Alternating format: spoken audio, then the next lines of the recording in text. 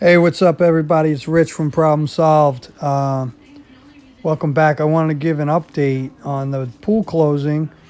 So everything so far is pretty good, pretty tight. Got the filter wrapped up with the top. Got the pool closed up. Got the pillows in the pool. Got the bucket there to help drain any water that collects on the top of the cover. So far, I had a little bit of rain, and there was some spots I see it collecting, but that's expected, I guess. And I don't know, my whole goal was to kind of put the pillows more in the middle of the liner, so I didn't get a big puddle in the middle of the pool, right in the center where I can't reach. I don't have a pump to pump the water off the cover, off the top, so any little bit of water that's been collecting in the corners or on the sides, I've been able to drain out, take out with the bucket.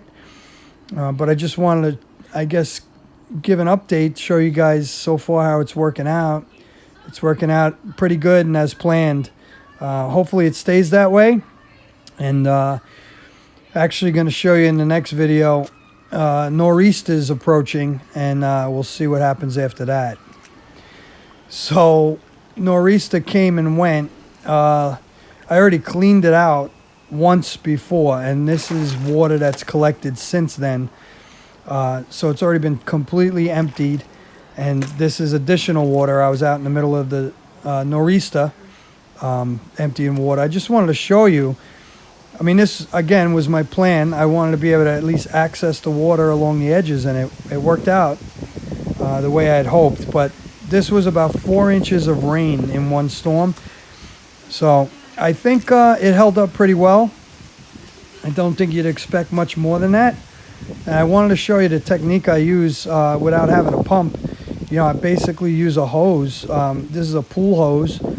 And, I'll use gravity.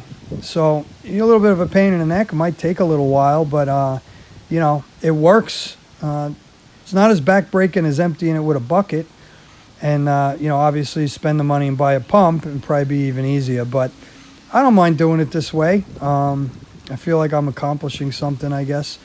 But you fill the hose with water inside the pool liner, and you make sure that you get all the air out of the hose, get it filled with water, and you throw one side over the pool, and the gravity starts pulling the water down and out, and it'll just keep siphoning.